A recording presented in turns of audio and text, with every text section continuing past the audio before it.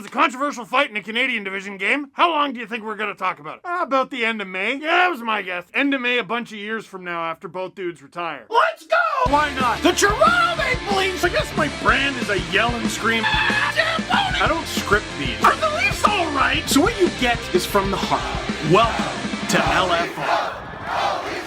Victory, puppies, Iggy! Oh, good boy for not tweeting at me for the next few days. Good boy. Resist the urge. Leafs win! Whatever that was. 4-1 over the Vancouver Canucks. That was an exhibition game. The Canucks still have this arts and crafts glued together roster because of everything that's happened to them this season, and the Leafs decided to scratch 4 guys because, they need to sleep. Like, the Leafs defense pairs were, alright, guy who's always there, rookie who just showed up. And the shutdown pair is guy who's always there, dude who's playing his first game here, and dude who's usually on the third pair, but I don't know which side, and Liljegren, whose first game of the season was tonight. And the Leafs probably had more regulars than the Canucks, so what does that tell you? Listen, we can briefly talk about that exhibition game.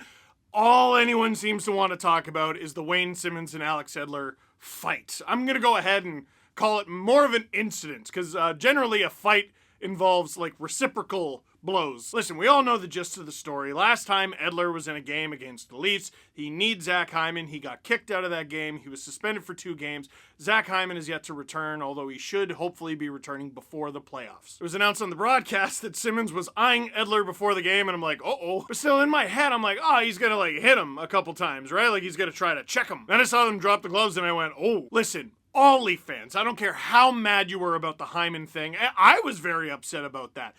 You have to give Edler props for even dropping the gloves with Edler-Simmonds. Do you want to do it? Like, I saw a bunch of people tweeting like, well, Edler is actually a much larger person and he weighs more. Guys, come on. Listen, the following conversation is going to make a lot of people upset from both fan bases. And if you're relatively new to the sport, which I know a lot of people who watch these are, this is going to be fascinating for you, I think. Because hockey has this big old rule book. It's huge. And every year, in certain situations, mostly the playoffs, they go, whoops! They just throw it in the garbage, throw it over a balcony, hope it doesn't hit anyone. It doesn't matter. So there's the code. And it doesn't matter that Edler got 5 minutes in the game where he committed the knee and he got kicked out. It doesn't matter that he also served a 2-game suspension. The code says he has to atone. There were some takes in the Vancouver media, and some of them from my coworkers, and I want to give them time to shine. No Canucks took issue post-game with Edler-Simmonds forcing Alex Edler to fight. Simmonds had 77 NHL fights. Edler had 0.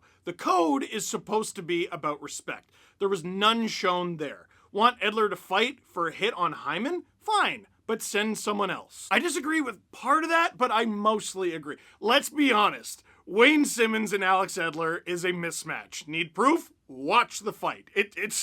They're not the same. 77 fights versus 0. 77. Now, by the code, Simmonds didn't go overboard, right? Like, once the fight was done, it was done. He puts his hands up, it was done. Didn't get any extra shots in.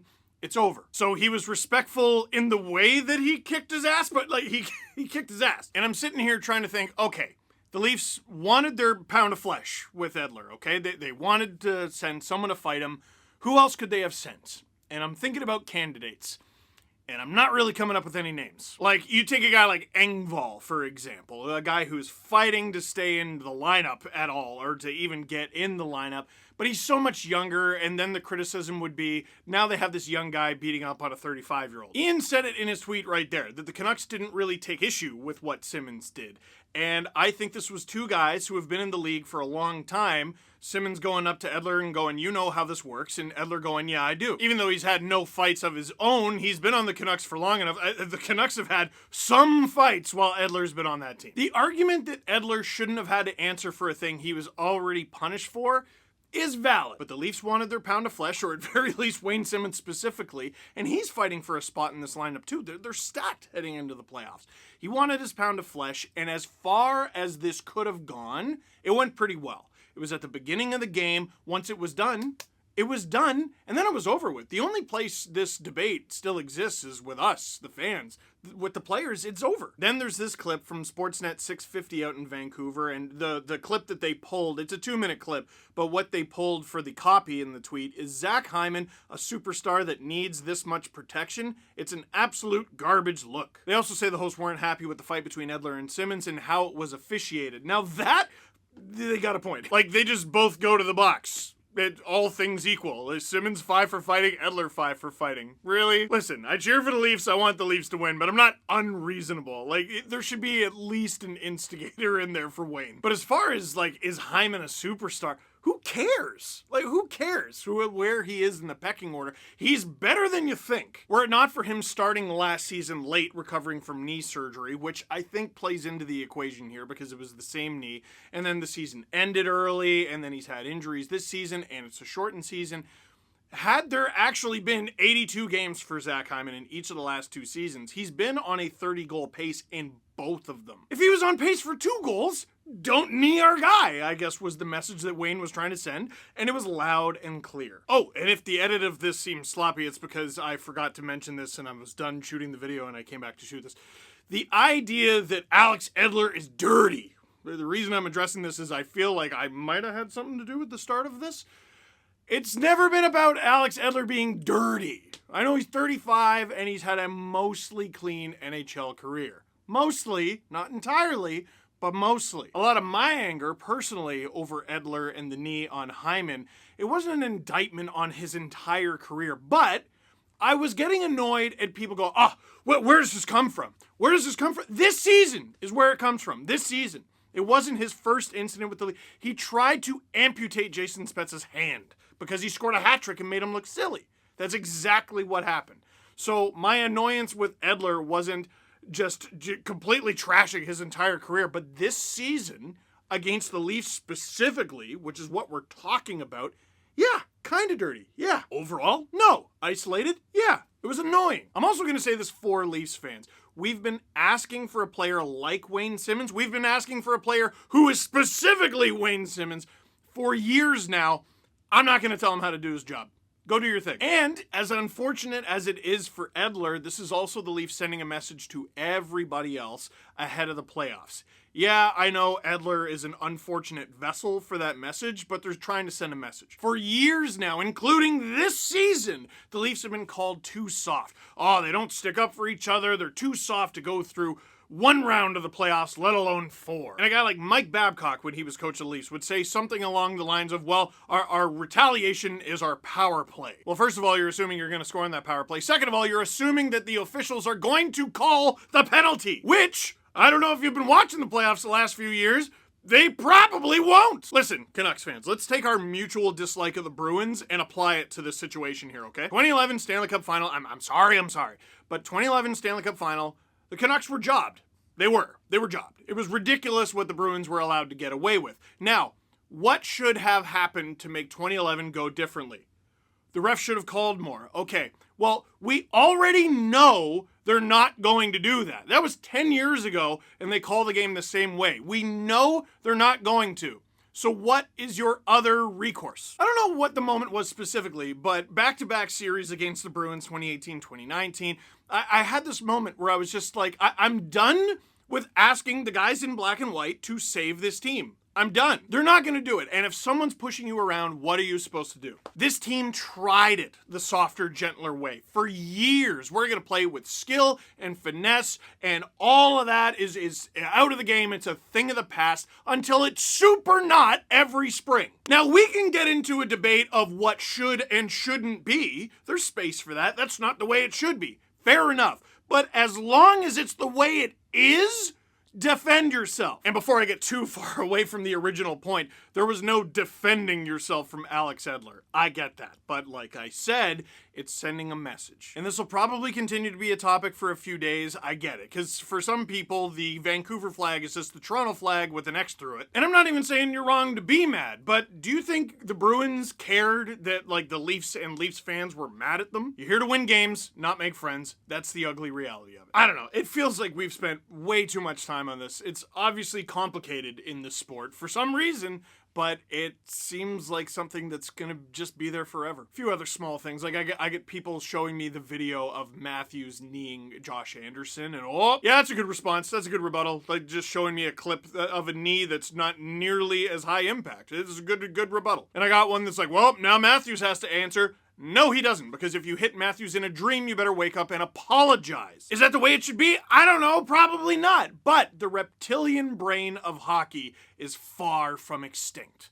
Now, can we talk about the game? Like I said, it doesn't need to be this long, complicated thing. This was an exhibition game. The Canucks on the second half of a back-to-back, the Leafs on the second half of a back-to-back, both with like half their rosters, both looking relatively checked out of the game, to be honest. The first goal of the game, man, I tell you what, I don't know who Quinn Hughes' regular defense partner is when the roster is fully healthy. He reminds me of an early career Morgan Rielly. He needs a mentor and he needs help. He can't carry the whole load. Because the Canucks are trying to clear it out of the zone, they're batting at it, and then he just does this, this deer in headlights thing. William Nylander gets set up. He's not going to miss from there. Scores past Holtby, who is mortal in this game, unlike the previous two. And the Leafs are up 1-0 with Quinn Hughes on the ice looking dejected. And it was several times throughout the game, too. Like, you see him slashing his stick on the ice and pouting and getting mad. Hughes did not look in a great mind space in this game. And we can yell and scream about the partners that Rielly had to play with early in his career, but they did steadily get better, at least in terms of veteran presence. Like, Matt Hunwick, I don't think was the best, but at least he was a vet. And then Ron Hainsey, not the best, probably the best that he had to that point, but we can all agree that he was a great veteran presence on the team, who was probably definitely overused. Quinn Hughes is obviously a fantastic player, but to reach that other echelon, right, that other tier, you can't do it alone. And as for Nylander, I'm sure scoring that goal felt pretty good. Pretty good for Galchenyuk, who also gets a point there. Tavares looked happy. It's always good to get points. Later on, there's a 2-on-1, and it's Mitch Marner with the puck, and he's got Austin Matthews. Well, you got a couple options. You can shoot it. You know, that's one of them. But if it's a 2-on-1 with Mitch Marner and Austin Matthews, you know Mitch is going to be like, I don't need this menu. No, I don't. He already knows just what he wants. And that's to set up Austin Matthews for his 36th of the season. I mean, it was so obviously obvious, so just naked, that Matthews was just trying to score 1,000 goals in this game. And Mitch literally, I know he's got 18 even strength goals, and we'll get to that. He literally enjoys getting assists more than goals. Like, you can tell. There was a game sometime over the past couple seasons, I think it was against the Panthers, where Marner accidentally, instead of setting Matthews up for a hat trick, banked the puck off someone and scored.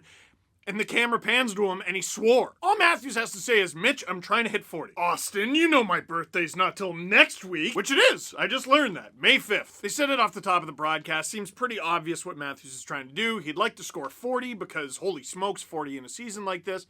Wrap up the Rocket Richard, and then maybe take the last game or two off Ovechkin styles. By the way, here's how brutal that game was. I legitimately thought that goal was in the first period. It was in the first minute of the second. The shots in the first period were 7-2 for the Leafs. 7 is not a good total for a period. 2 is worse. Like, this game was like it means something to Riddick. Like, oh, last time I played these guys, I got embarrassed. I want to go out there and prove myself.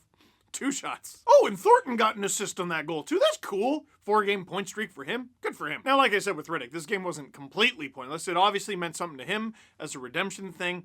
But there were also a bunch of guys playing in this game, particularly in the bottom 6 and on defense, who they're trying to show what they're made of. Like, Pierre Engvall's not just out of the lineup, he's out of the lineup. Like, he's several injuries away from being in the lineup as a regular. Not to mention Rasmus Sandin, who is finally playing some hockey this year after getting in the lineup, and we're going to demote you, and then he breaks his foot. He goes all the way from the third pair to the first with TJ Brody. You talk about an audition. So just about 2 minutes after the Matthews goal, Jason Spezza coming in, he gives it to Rasmus Sandin, feeds Pierre Engvall, who rips it top corner. He does have a shot. You don't see it too often, but he does, and he scores. His 4th goal of the season, and Sandin picks up his 3rd assist in 6 games. Leafs are up 3-0. Now, the second period would finally see some shots for the Canucks and a power play opportunity and a scoring opportunity. Quinn Hughes, extremely talented, like I mentioned off the top, really nifty move on the entry for the Canucks here on the power play. The Canucks end up working it around a little bit. It goes back to Hughes at the point. He blasts it on. Riddick stops it, but it takes a funny bounce wide, and JT Miller fires it on. And by on, I mean absolutely nowhere near the net. That is going 9 feet wide. But Riddick, who was pretty aggressive on the first stop, it ends up bouncing off the inside of his leg and into the net. So unfortunate for him, but JT Miller gets the goal. The Canucks are on the board. So that's how we go into the third. And then in the third, the shots were 6-5 for the...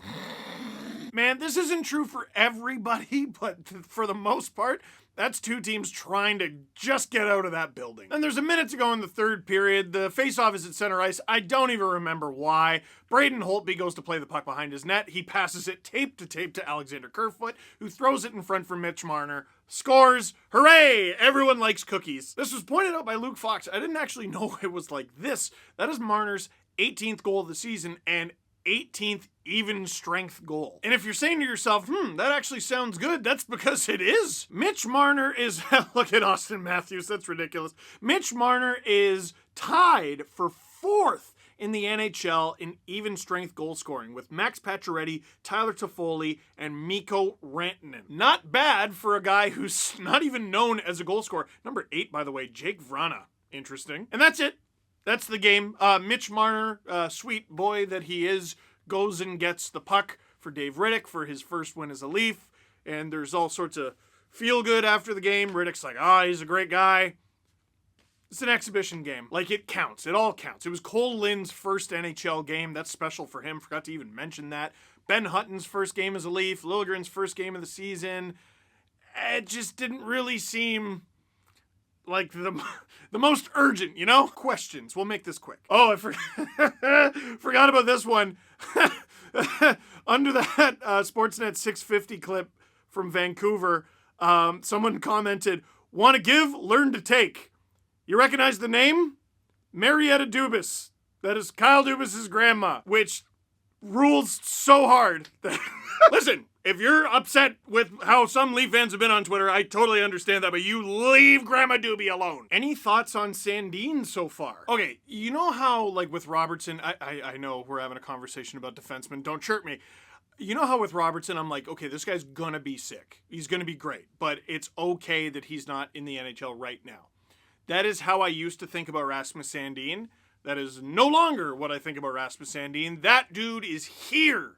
His time is now. That is an NHL player and a good one. Like a really good one. Decently defensively responsible. Like we said, the style that is so Swedish, but the way he moves the puck and the way he complements this team. It's not just that he's a good NHL player. He's a good Leaf. He's a great fit for this team. Love him. That, and he seems to go for a big hit like once or twice a game. Like a huge hit. Leafs, valued at around $1.5 billion. Riddick still doesn't have blue pads. Why do I like it? I like it. Leave him. Leave him, Dave. You're fine. I want you to hoist the cup in those pads. All right? So, for now, that is it for this one. Thank you very much for watching. Click like if you like this video. Click subscribe if you really liked it. Tell all your friends. Do not get into hours and days long Twitter thread fights. For the purpose of what? Go do anything else. Yeah, that. Try that.